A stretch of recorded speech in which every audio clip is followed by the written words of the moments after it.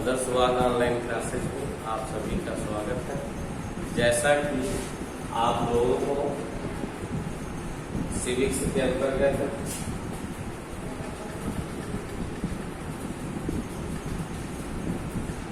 Last part लोकतंत्र की चुनौतियां के बारे में अध्ययन कर रहे थे।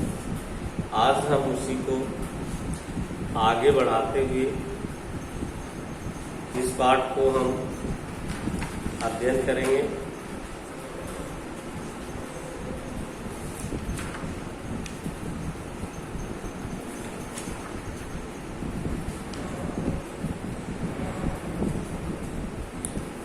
अलग अलग तरह की कुछ चुनौतियां हैं, इनके बारे में आज हम इस पाठ के माध्यम से समझेंगे।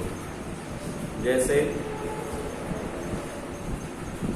नंबर 1 में जो चुनौती आती है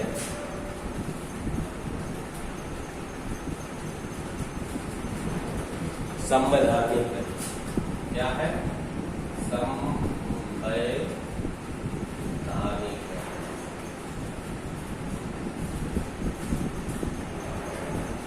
संवैधानिक चुनौती का मतलब है कि हमारे देश का संविधान इस तरीके का होना चाहिए जिसमें सभी धर्मों, सभी समाज, सभी वर्गों के लोगों को उसके तहत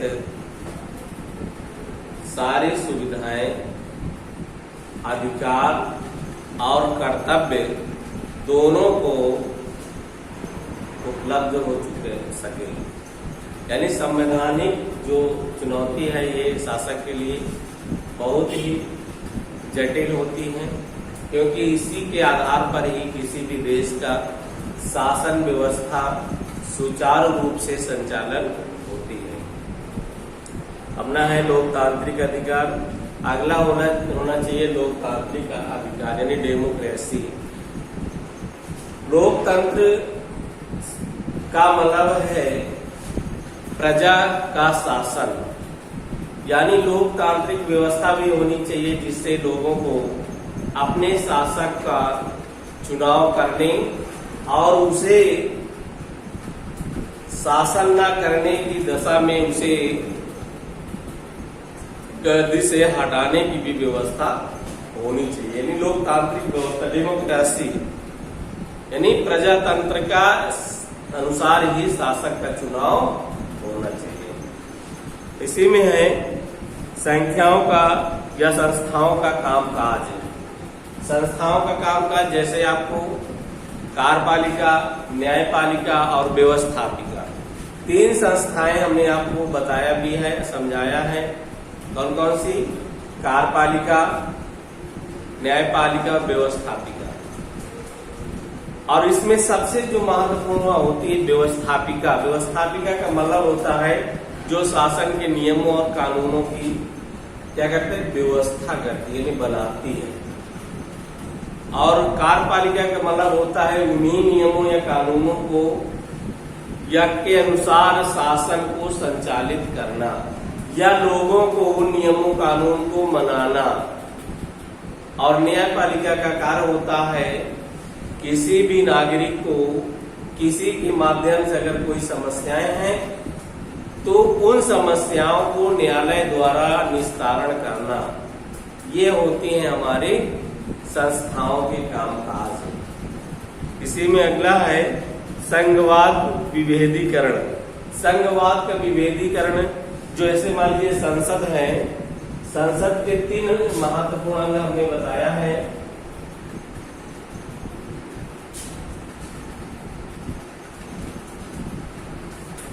ये संसद के 3 महत्वपूर्ण अंग हैं। नंबर 1 आपका राष्ट्रपति, दूसरा है लोकसभा,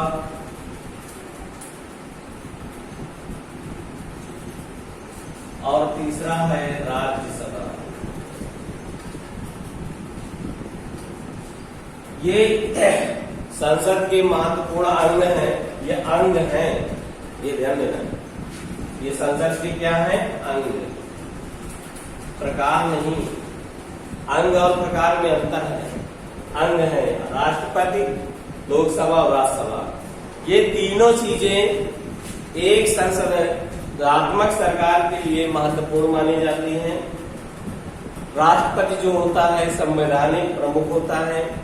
लोकसभा के सदस्यों द्वारा ही प्रधानमंत्री का चुनाव होता है, जो कि संपूर्ण देश का शासन व्यवस्था का संचालन करती है। राज्यसभा के सदस्यों का चुनाव चुने हुए प्रतिनिधियों द्वारा होता है, जो ये एक स्थायी सदन है। ये प्रत्येक 2 वर्ष में 1/3 सदस्यों का चुनाव पुनः कर लेती है। लोकसभा ये एक अस्थायी सदन है। लोकसभा का कार्यकाल 5 वर्ष और राज्यसभा का कार्यकाल 6 वर्ष होता है। राष्ट्रपति का भी कार्यकाल 5 वर्ष होता है। तो ये संसद के 3 अंग हैं। आगे हम चलते हैं। विविधता को समेटना। हमें यह सबसे महत्वपूर्ण शासक का कार्य है कि जो भी हमारे देश के अंदर धार्मिक या विभिन्न वर्गों के माध्यम से जो विभिन्नताएं हैं, उनको एक सूत्र में बांधना, ये शासक का महत्वपूर्ण कार्य होता है। राजनैतिक संगठन। आप सभी लोग देखते हैं कि किसी भी देश में राजनैतिक संगठनों का महत्वपूर्ण दायित्व होता है।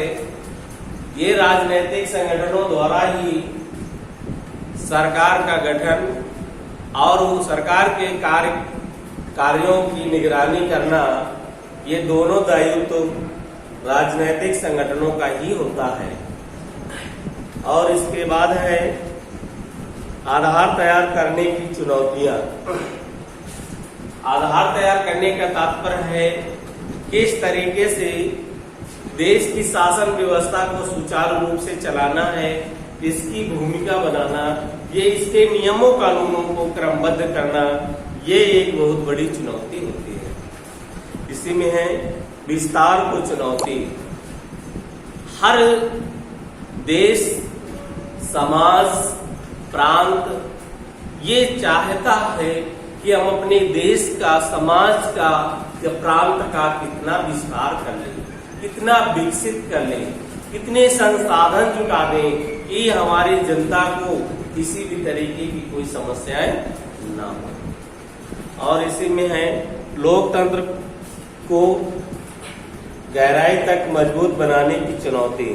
और सबसे महत्वपूर्ण बिंदु आपका लास्ट में आता है कि लोकतंत्र को ऐसा बना दो जिसकी जड़ें नीचे तक पहुंच जाए और हर व्यक्ति को उस लोकतंत्र पर विश्वास हो जाए। इस तरीके का लोकतंत्र बनाइए। ये बहुत बड़ी चुनौती है कि ऐसा लोकतंत्र का निर्माण कीजिए जिसको या जिसके माध्यम से हर व्यक्ति को उस लोकतंत्र पर विश्वास हो जाए। लोकतंत्र ही ऐसी संस्था है जो व्यक्ति के अंदर शासक के प्रति विश्वास और निष्ठा पैदा कर सकती है। तभी तो इसको कहते हैं लोकतंत्र जनता का शासन होता है। इंग्लिश में आपको अब्राहम लिंकन की एक महत्वपूर्ण डिफिनेशन हम बता चुके हैं कि democracy is the government of the people, by the people, for the people. यानी प्रजातंत्र जनता के लिए, जनता के द्वारा और जनता का शासन है। इस तरीके से लोकतंत्र को बना दो, मजबूत कर दो कि हर व्यक्ति के अंदर उसके प्रति आस्था पनपे। तो आज का हम यही पाठ का समापन करते हैं। कल हम पुनः आगे का अध्ययन करेंगे और सभी बच्चे बुक के माध्यम से इन पाठों का अध्ययन करेंगे और इसके अंदर जो महत्वपूर्ण जानकारियां हैं उन्हें सभी बच्चे नोट करेंगे। और किसी भी बच्चे को किसी भी तरीके की अगर समस्या आ रही हो तो मुझसे व्हाट्सएप माध्यम या कॉल के माध्यम से संपर्क भी कर सकते हैं। होमवर्क में अर्धवार्षिक परीक्षा का वर्क। धन्यवाद।